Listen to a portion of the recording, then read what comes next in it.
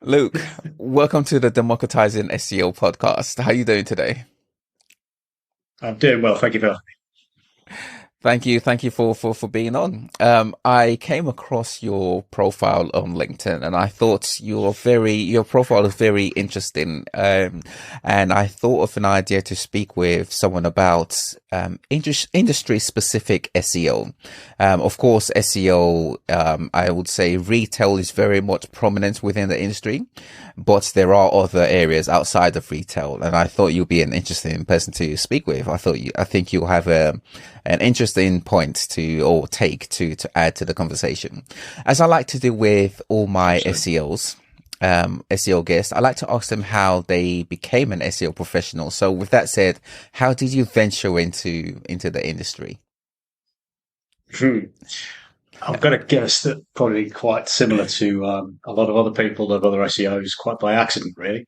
Um, so if you want to go sort of all the way back to before my kind of career started, I was studying industrial design at university, or product design, if you like. So, couldn't be any kind of further removed from sort of the world of digital marketing, if you like, than it's possible to be. So I was looking to, do the next sort of next product design ahead of product design at sort of Ferrari or something ridiculous like that. So, but it's as I found out, it's a ridiculously difficult field to sort of get your foot in the door and sort of break into. And towards the end of my degree, I sort of started to I built myself my first website to sort of promote myself, like a portfolio site, and I just kind of fell in love with building sites, really, and it all kind of developed from there, really. So rather than get my first job in product design, I ended up getting a job as like a junior sort of digital sort of graphic designer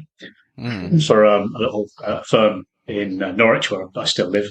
So I moved down to Norwich. This was like, show my age now. This was like 20 something years ago. So I predate almost the internet, which is quite scary. But yeah, I got my first job working for like an affiliate marketing firm. So they weren't affiliates themselves. They managed kind of the affiliate platforms for some fairly sort of high profile brands at the time. So that's how I kind of cut my teeth with digital marketing, really. But it was purely on the kind of the design side. So I was like, building those obnoxious little 468 by 60 banners and so forth that you'd see sort of everywhere at the time. And but sort of starting to feel my way around affiliate marketing and that kind of relationship between sort of merchants and sort of publishers and that sort of thing. And it was through being in that environment that I started to sort of meet people that were becoming kind of publishers themselves. And I ended up working with one person in particular who introduced me to the world of casino gaming online and iGaming. Um, as an affiliate specifically. So that sort of set the tone really for my career from that kind of point onwards. Really, I've been in and around iGaming and sort of online casino in various different forms. More recently, sports betting, admittedly, but it's that kind of vertical has been my sort of home for about 10 or 15 years. And admittedly, at first, it was mainly as a designer, and I hesitate to call myself a developer because I'm definitely not a developer. But it was, sort of building sites, deploying sites, and sort of, being more involved in the design side of things to begin with. But that kind of naturally led me into the sort of the optimization side of things. So I was being asked to sort of build these sites in such a way to make them sort of, crawlable and sort of indexable, and that really kind of piqued my interest. And yeah, that was how I sort of stumbled into SEO, really. And it sort of then triggered me to start building my own products, sort of developing my own brands. And that's kind of what I've been doing ever since, really. So yeah, that was me in a nutshell. Would you say you have a favorite area of SEO, a particular pillar, or even a specific area? I think I'd naturally gravitate more towards the technical side of things, rather than maybe sort of off page or even kind of content strategy and things like that, because I have that. that technical background, I think, of, as I say, building my own sites, developing my own sites, and optimizing them. So that's kind of led me down a path of, sort of wanting to sort of have a better understanding of how search engines crawl sites, how they render sites, how they understand sort of relationships between pages, and all that sort of stuff. I find fascinating, and it would definitely be. I think I'd definitely describe myself as first and foremost a technical SEO, but I think the more recent sort of stages of my career where I've not just been working for myself, where I've gone off to work for for agencies or for other kind of businesses, has made me sort of diversify my sort of interest and look more at the sort of the content strategy side of things, and also look at the more into sort of the off-page factors, looking into digital PR and outreach and link building and that side of things. But yeah, if you put a gun to my head, I would have to describe myself as a technical SEO first and foremost. And what about, you mentioned agency and client-side experience. Do you have a preference? I think, yeah, it's a tricky question because I've not had a massive amount of agency experience. That was a kind of an interesting sort of transitional time of my career. So I'd gone from exclusively working for myself on my own projects for the best part of 10 years.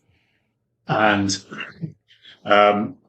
some of the projects had kind of wrapped up. Some had been successful, some hadn't. And I felt like I was a little bit of a crossroads, and I wanted to sort of challenge myself, really, to sort of break out of that kind of that vertical of just sort of being in sort of iGaming and just being a sort of someone who was associated with casino and slots and that sort of that side of business. But so I went to work for a local agency which had like a B2B focus, and I mean, I learned a lot while I was there. And that was why I wanted to do it. I wanted to sort of push myself to try something new and to meet new people, and to sort of work alongside different types of people in different sort of areas to, not just for the sake of networking, but to sort of bolster my own skills and to kind of challenge some of the preconceptions I had about sort of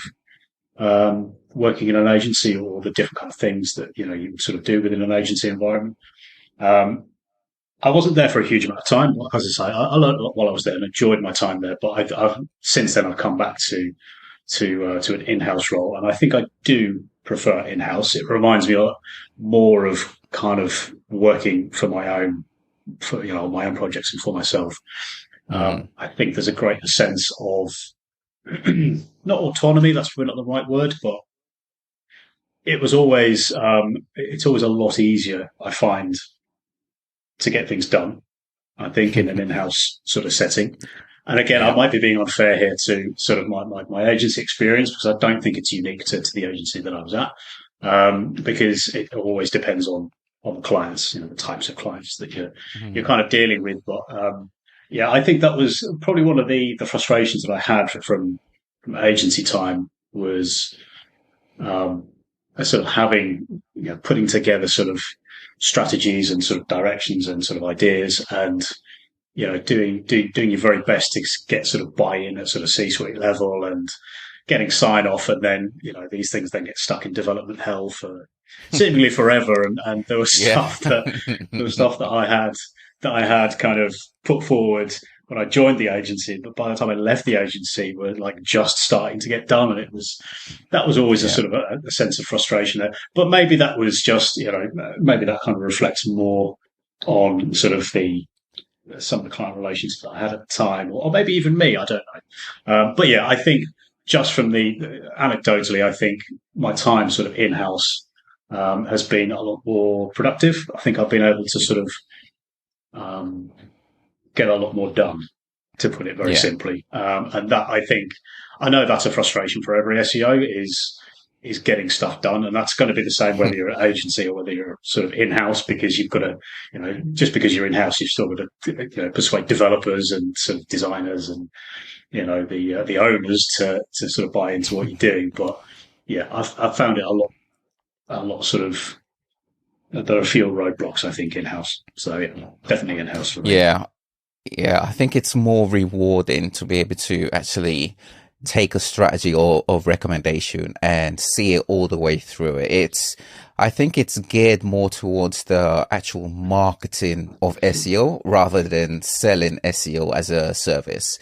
And I know a lot of SEOs agency side, they have recommendation strategies in place.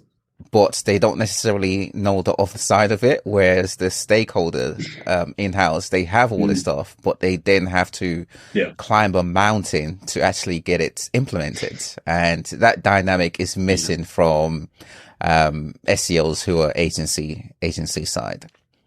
So yeah, definitely. And I think that's why it was important for me ahead. to have that sort of, I think that's why it was important for me to have that sort of dual experience where, I wanted to make sure that I'd exposed myself to that sort of agency way of doing things, because I think if anything, and I think following on from what you're saying, I think it forces you to develop your soft skills a lot more. I think in an agency environment, I think when you're in-house, there is the danger and the tendency to sort of maybe kind of revert back into yourself a little bit and not worry too much about how you sort of present your work, because it's going to get done anyway, right? Because that's what you're getting paid to do.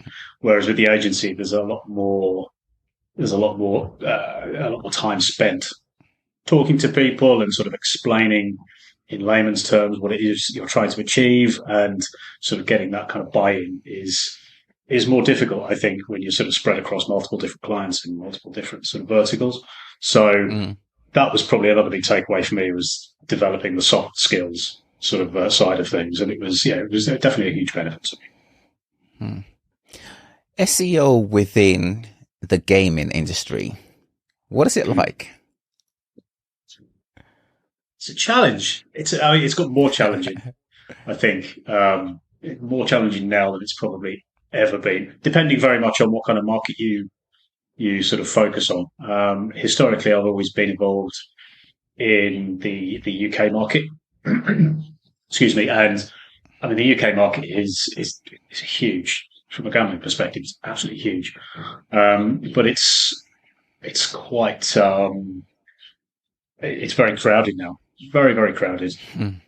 And you've got a small number of big established betting and gaming brands. And you've also got a small number of very, very big established sort of affiliate publishing platforms and brands as well. So if you were to, if you were to try and sort of start as, let's say, an affiliate now, and rely solely on organic as your means of traffic, I think you'd really struggle. It's not like it was sort of 10 years ago when I sort of was first starting to building my own kind of affiliate sites. I mean, looking back, some of the stuff that I used to build was, by today's standards, would not be sort of considered anywhere near kind of good enough.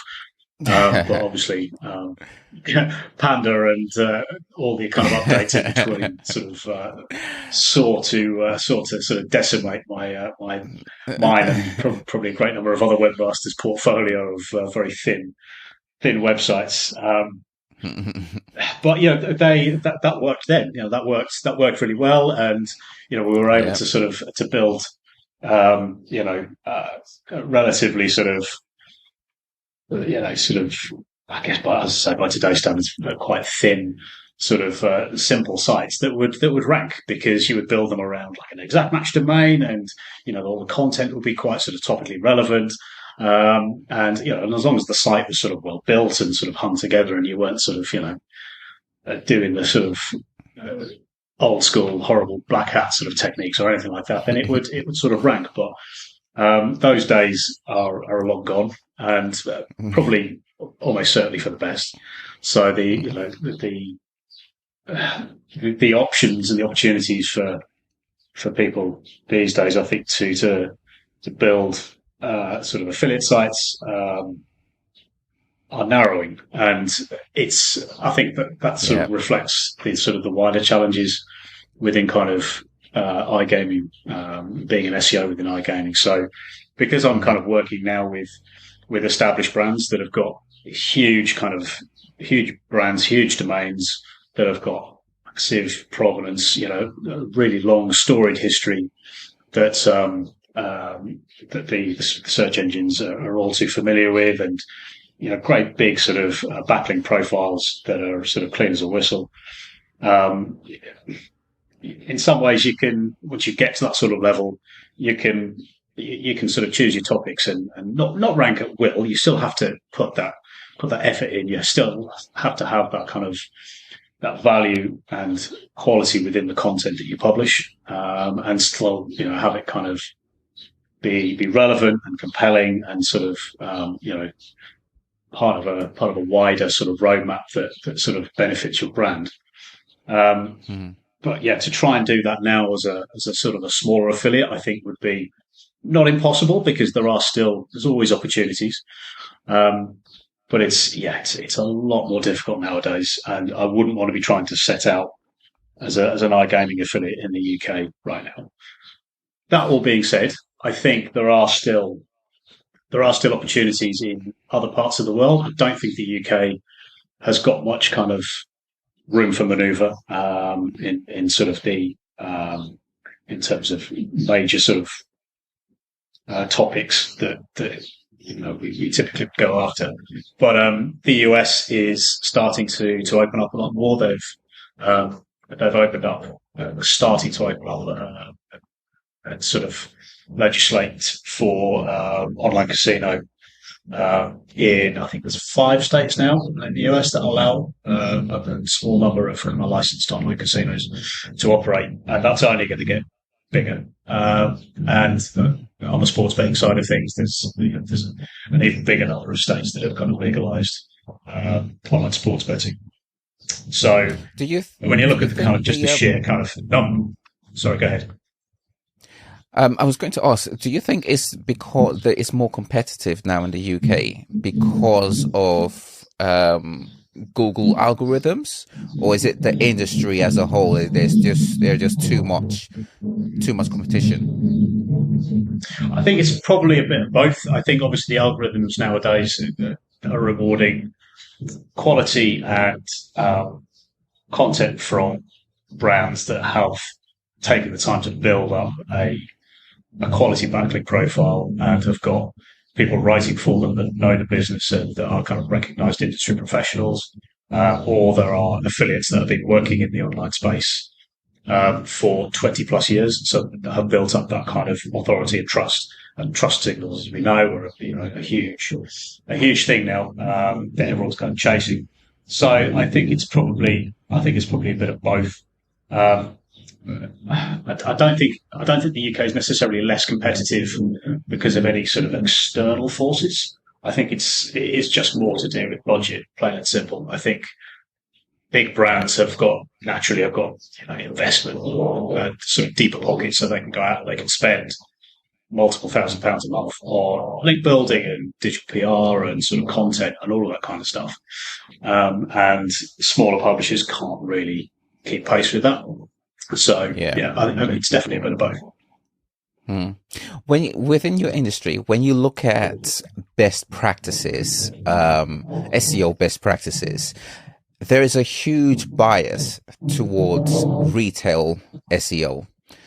Do you find that some of the principles or best practices apply to your industry, or is it just a case of it doesn't work in our industry at all and you just sort of like ignore it?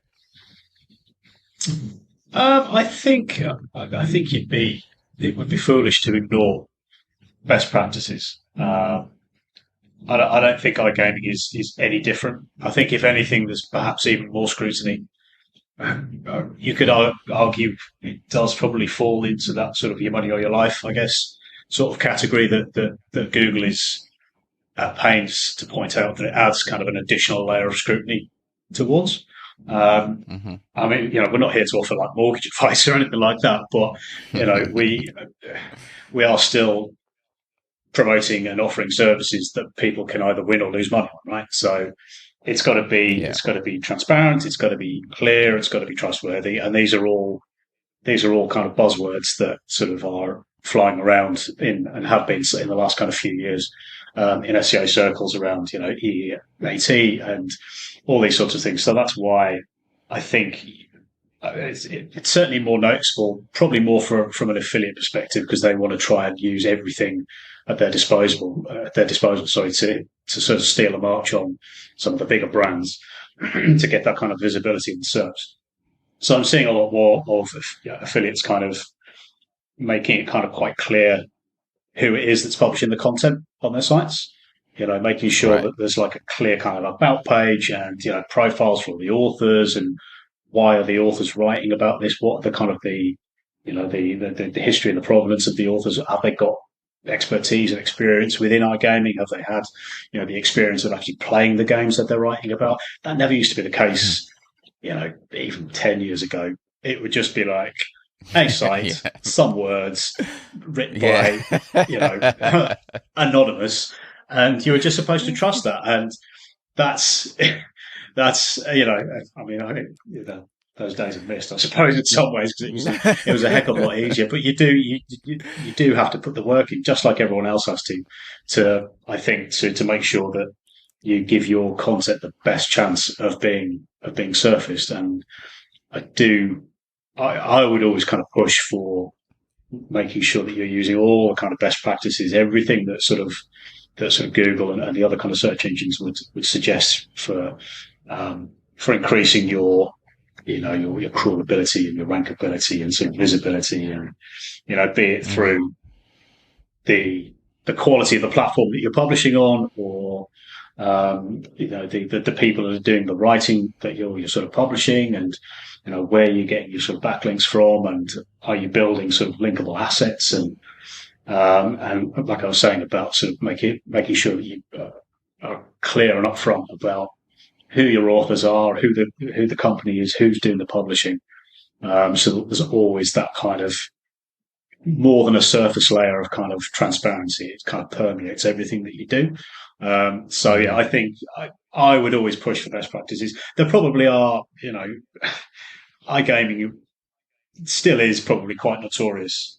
It's probably not the worst offender anymore, but it was always quite notorious for black hat sort of tactics and people that would sort of choose the dark side of SEO. And there probably is still some of that goes on in developing markets, perhaps where there's not so much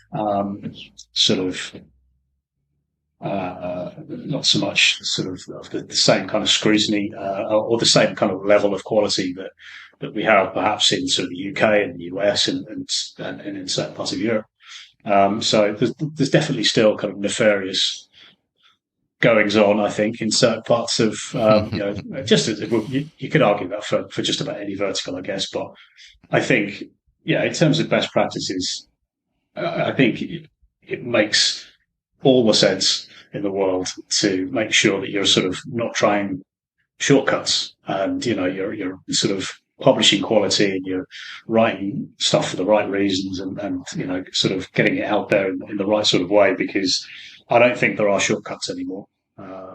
There used to be, and there may be sort of some who would sort of shout at me and suggest otherwise, but that's not the way that I would work. Yeah, it's sometimes I think about back in the day, and the good old days were very I would say they're highly missed. I do actually overall I do prefer the complexity of SEO now, but every now and then I just think of how simple life was.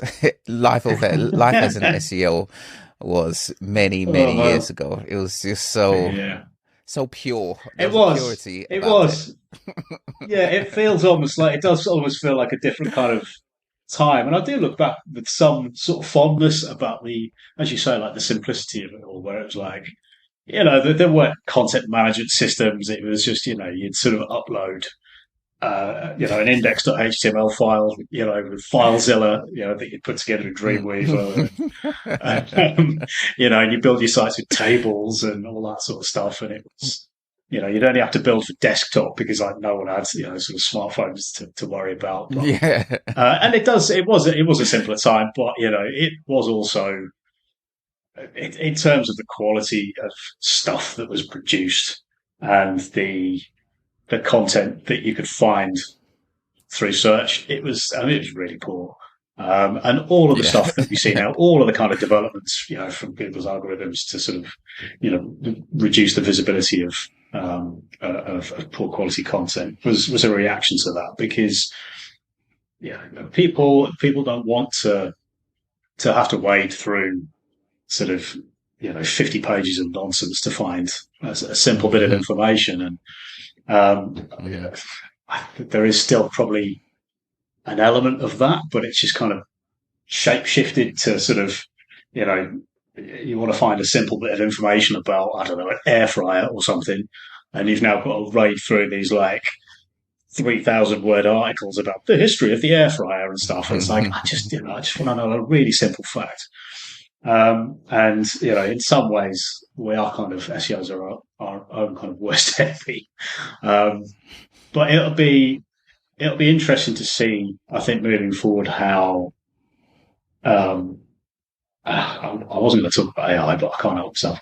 To see how the sort of the AI sort of search generative experience is going to, how it will change things, if at all, how people will react to that, how people's behaviours will change when using these tools, and whether or not it'll be such a sort of a huge sea change that a lot of people are predicting, or whether it is just going to kind of fizzle out and just be another one of Google's kind of, wacky ideas like Google Glass or something like that. It just doesn't work. Oh, I think it's going to be a game changer, an industry changing event, I reckon. It's when I saw Google I/O a week or so ago. I was, when they showed what they were planning on doing in search, I was just fascinated by it, and I could see the thinking of Google. I could see them thinking of their users, and I can see how marketers are potentially going to respond to users' response to Google's change. And I think Google's changing it because of what they think users want within the SERPs. Because the average user, they almost treat Google the way, or think of Google the way they think of social media, right? They understand Google's a search tool, but they think of it in terms of, okay, I'm searching the way I would search on, I don't know, what's the social media? TikTok, YouTube, any other tool. And I think because of that mindset, Google are trying to keep their users, and specifically keep them within the SERPs. One of the things I noticed was how much organic listings have been pushed. It's essentially out of the page. If you're looking at the screen as the fold, SEO is not in there. Organic result is not in there anymore. So they're essentially trying to train their users to navigate with AI. And all of that is fascinating to me. It is, and to me as well. And listen, it's not that I've got a sort of a bad view of sort of AI and large language models, generally speaking, because I have been using them every day for the last kind of 6 months plus. I've been an avid user of OpenAI's tools, ChatGPT in particular, not for search. It's only recently, obviously, just they've added kind of web browsing to that sort of the tool set. So I've been using it primarily as an assistant, effectively, to help me to write code and debug code, and things like that. And that's been a game changer for me. But I'm not using it as a search tool. I'm using it to sort of to extract kind of concise information from sort of points on the web that I would otherwise have to go to myself and, sort of wade through 100 pages of Stack Overflow before I got to the simple answer.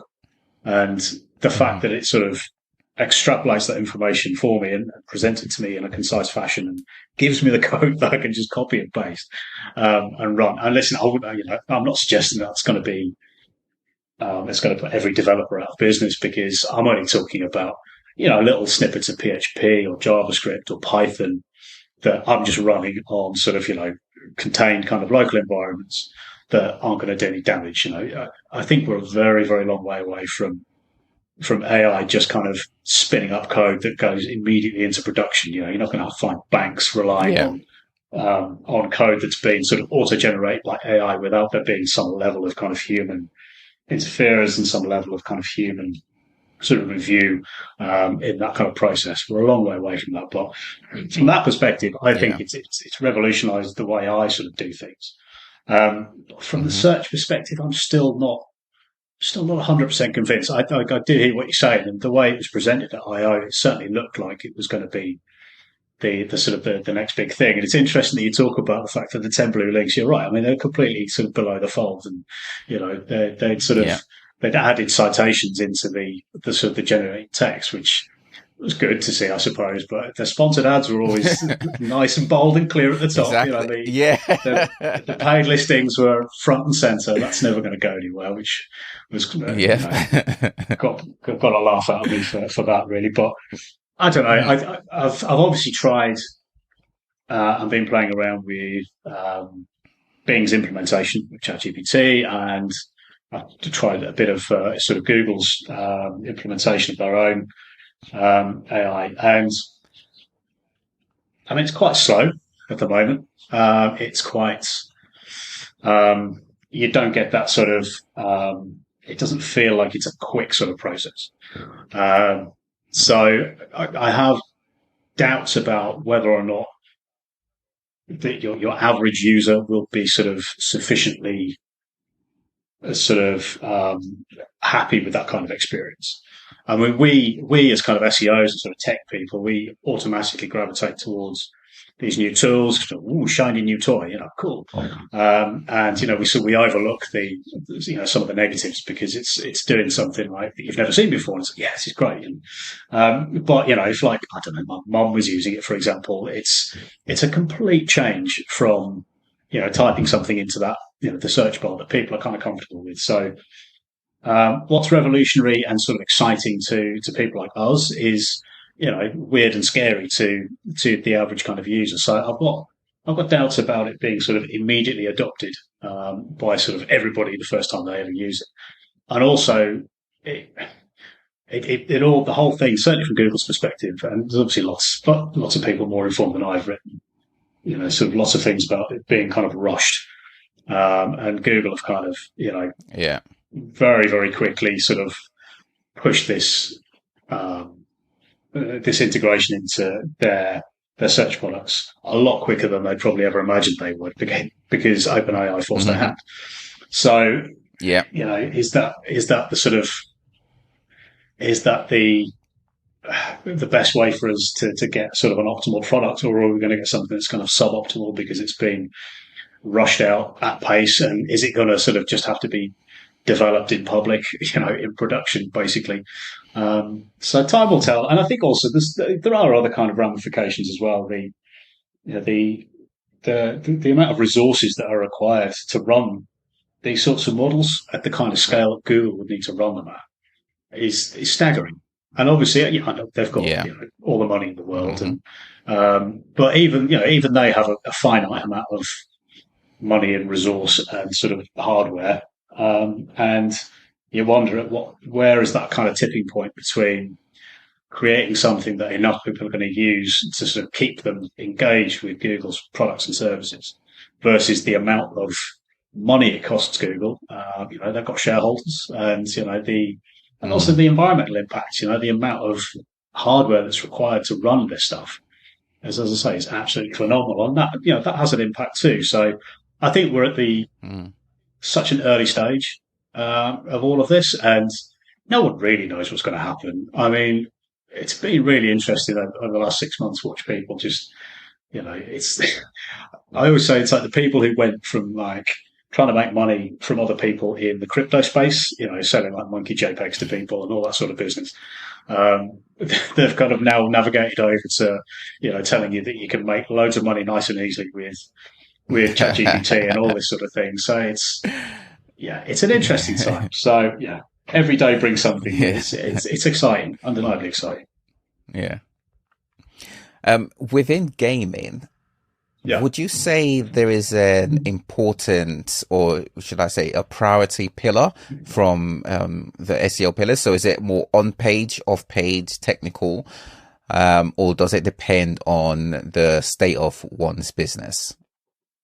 I think it would definitely depend on the business. I think from where I am at the moment, working for a big brand, there's a focus on technical because when you've got a big audience, you need to make sure that everyone is able to access the site quickly and it's technically robust and it doesn't fall over.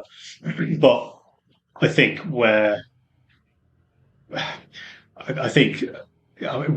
wouldn't necessarily. I'll probably get shot down for this, but I wouldn't be sort of obsessing over things like core web vitals, for example. Right. Yeah. Obviously, you want to make sure that that every page is crawlable and sort of it renders correctly and all this sort of thing. But wouldn't probably be obsessing over the red or green numbers on core web vitals necessarily. I think what's going to move the needle more for us is content. There's a large focus on sort of news SEO, editorial SEO, where I work at the moment, and that is just all down to content. So as long as you have that kind of technical platform that is, as I say, robust and sort of and visible, then it is all about the words on the page, identifying what to write, when to publish is kind of critical. So it's definitely the content that would be the kind of key factors. But obviously, all three pillars kind of play a part as well. We always sort of the link building is always happening. That's always a part of what happens, be it through digital PR or through linkable assets or whatever it might be. But I think certainly where I am at the moment, working for a big brand, it's the focus is very much on page. I think for my own sort of products that I've worked on in the past and from sort of smaller sort of projects, you probably would maybe think a little more about sort of the technical side of things. But even there, I think content as well. With content and technical, those are two big areas that require other departments, right? Non-SEOs to be on board. And when it comes to the implementation, an SEO can have a strategy, recommendations, but they need non-SEOs to help with the implementation. Yeah. And I find that this is a common area that every business struggles with to some extent. Why do you think businesses struggle when it comes to implementing SEO recommendations and an SEO strategy? All developers are horrible. I think it all comes down to that relationship, I think, between, as you say, between SEO and sort of non-SEO. So where you might, you can put together a flashy presentation to persuade someone at C-suite level of the value of the work, and you can say, graph go up to the right and look at all this money you'll make. That's wonderful. But in terms of actual kind of implementation, that is very much where you need developers on site and to sort of help them understand why you keep making those requests about, switching to client-side, server-side rendering rather than client-side rendering, or, sort of making all these kind of fundamental changes to the tech stack because, Google can't crawl the site properly. And I think if you, I think it just comes down to having that kind of, I mentioned earlier about having soft skills.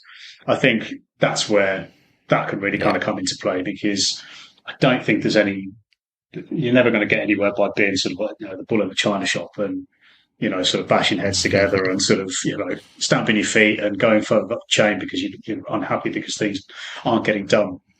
I think if you can have maybe a little bit of technical experience yourself as an SEO, maybe through managing your own sites or having built things yourself, you can understand how difficult it can be.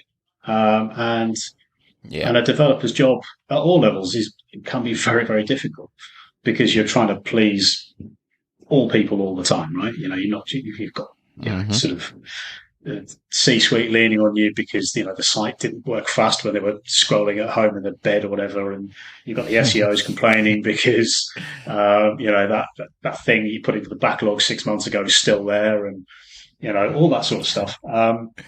So I think it's having those sort of soft skills and having putting yourself in that sort of position of how can I make the developer's life easier? How can we prioritize things? I think rather than doing sort of like a mega audit, let's say, for example, and then just dumping some 10,000 page document on a dev and going, right, there's your actionable items. Let me know when it's finished. Yeah. Fix it.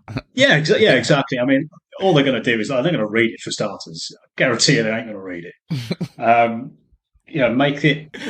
Make it actionable and prioritized by sort of value from an SEO perspective. And at least then you can start to see incremental progress rather than expecting everything to be done kind of all at once. And I think if you can foster a good relationship with a development team or a developer, whatever the situation might be, then it's going to be the best for all concerned. So I think fostering that kind of relationship and building that kind of rapport with the development team is key to getting stuff done, basically. Yeah, definitely. Business leaders in gaming, they have, if you like, a stereotype of being very aggressive. Is this true? I mean, maybe not so much now. I think you've got probably a lot more diversity at sort of board level in sort of iGaming companies. It does still have a little bit of a boys' club sort of feel to it at times. I remember going to conferences sort of 20 years ago, and there'd be girls walking around in sort of skimpy outfits to promote games and stuff like that, and you'd sort of look at that now and think, I mean, really sort of really cringy and really sort of out of touch. You don't see that anymore, and I think as an industry, it's become a lot more transparent. I think there's a drive to make it sort of. It's never going to be 100% socially acceptable. It's a sin industry at the end of the day, and it has the potential to cause harm at a societal level, which we have to be honest about. So perhaps historically, it would tend to attract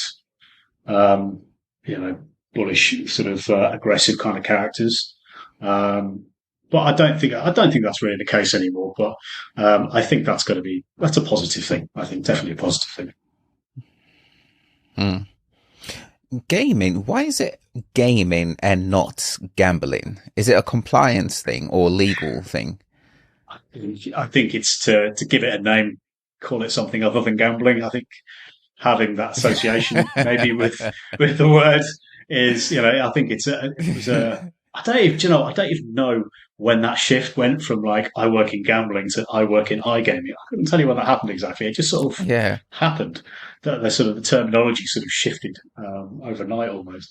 I think again, it's to give it that sort of that respectability, and maybe it is sort of an unconscious effort to sort of distance the industry from where it was 20 years ago when there were cheating scandals and there were sort of all sorts of unpleasant goings on.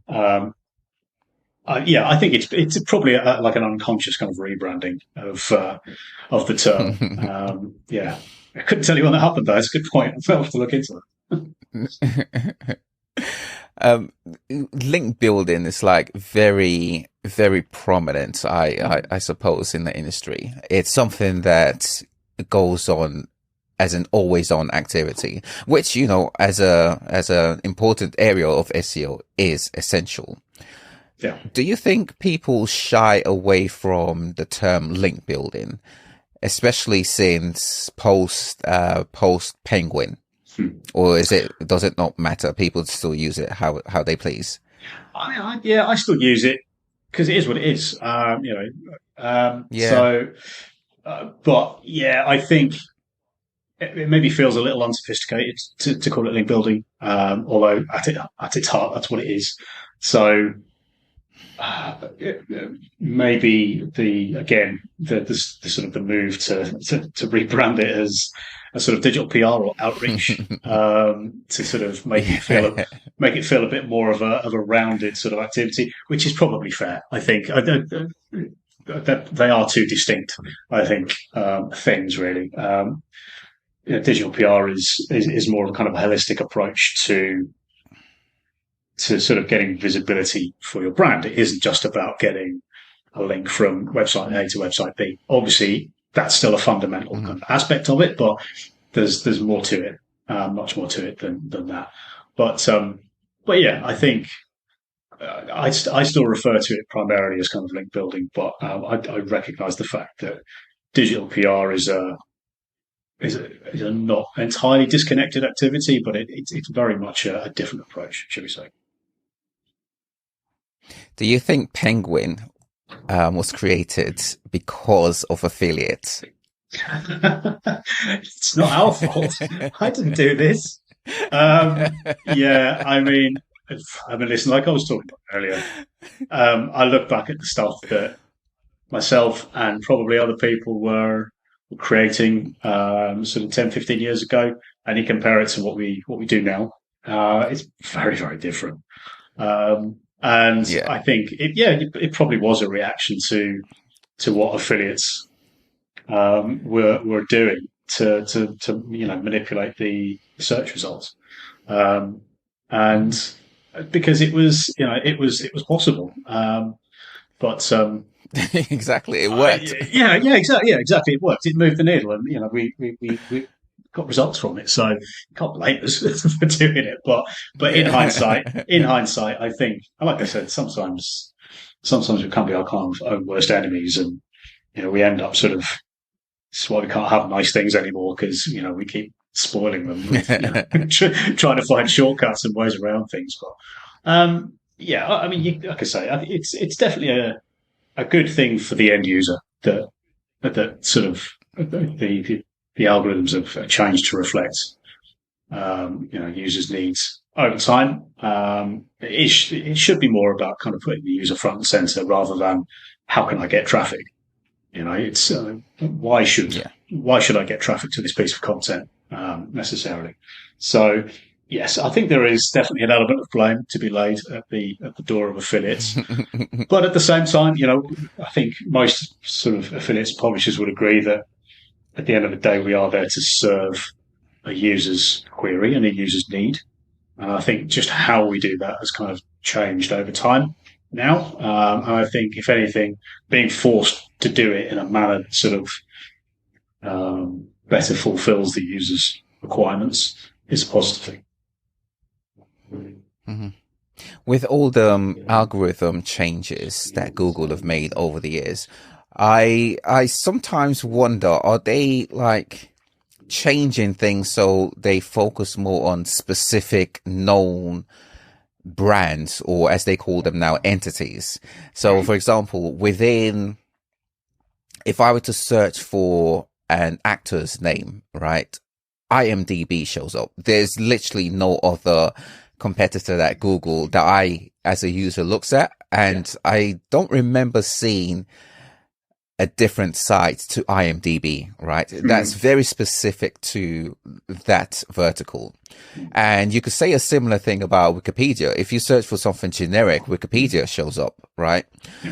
And I wonder, is Google moving into a place where they only show specific brands that they know and trust, that display EEAT as best as they can above all others? And is that one of the reasons why, if you were to start up an affiliate in today's time, it wouldn't be able to compete against the well-known brands because Google knows of them as opposed to you?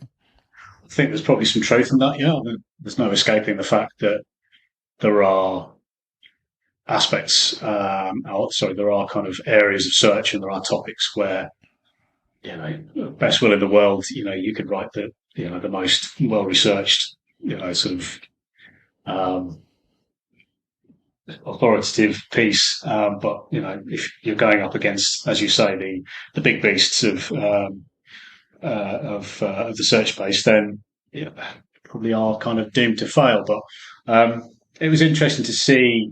There were some updates recently, wasn't there, where I think more focused on kind of news SEO, where Google are looking to try and surface more content from.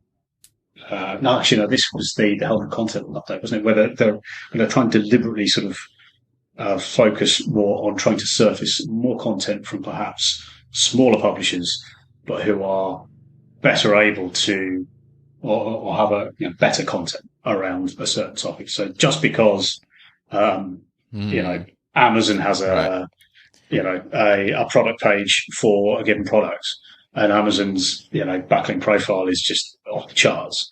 If you are a small publisher, or you are a small kind of brand owner, if you're able to demonstrate, as you say, that kind of the experience, the expertise around that sort of product, better so than Amazon, who are just another another item in their inventory. They don't have expertise around, I don't know, like a fishing rod or something.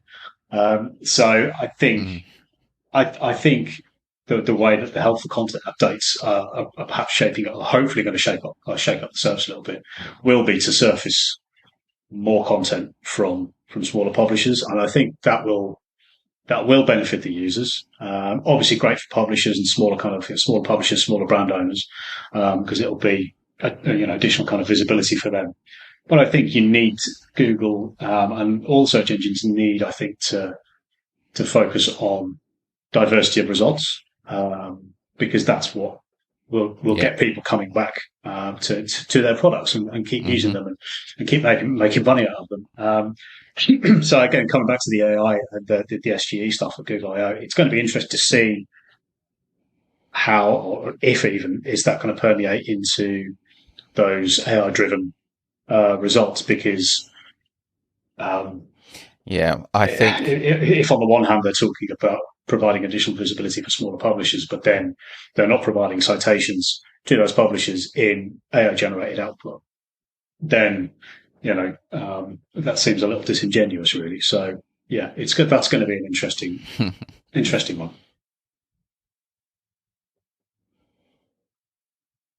Yeah, I think with the way things are moving, we're definitely going to see Google prefer specificity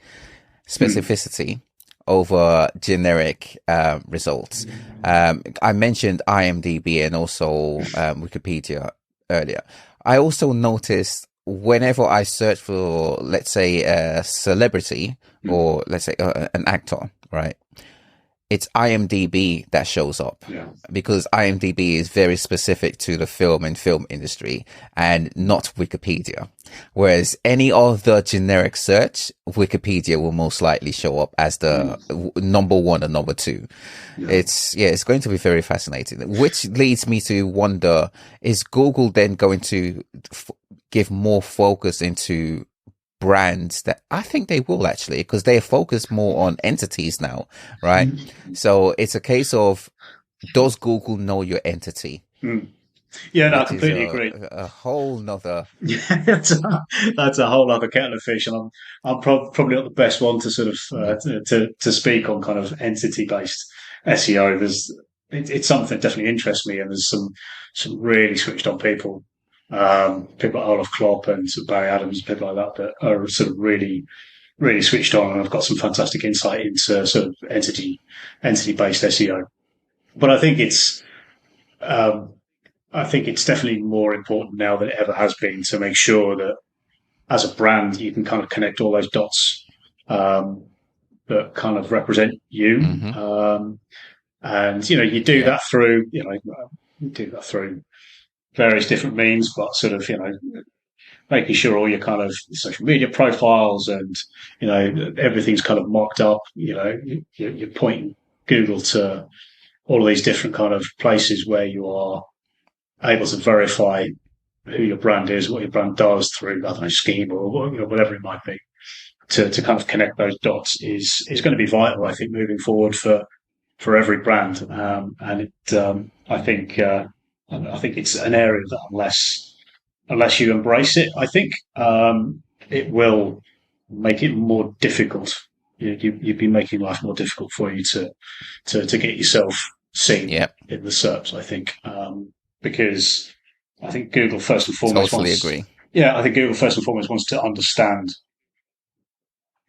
what you are rather than just, sort of mindlessly insert your content, however it might be, into the SERPs. I think making sure that, as I say, all those dots are kind of connected. Google can understand what your brand is, who the people are that are connected to that brand, so it can build that sort of that graph of connected nodes is going to be vital, absolutely vital. Totally agree. Totally agree. Lastly, if I were to ask you what one thing you wish business leaders knew about SEO, what would you say? Just the one thing, just the one. Right. It takes time. Got to be patient. Um, there's that Mm, always that sort of the difficulty of explaining that it isn't. It's a marathon, not a sprint. And the stuff that you're doing now might not pay dividends for 6 months, a year, longer. Who knows? We don't have our hands sort of on the tap for traffic like the guys over in paid do. Because they can sort of spend more and bring more in. So I think I think a large part of an SEO's job, I think, is going to be, especially in times like we're sort of in the midst of at the moment, where times are tight.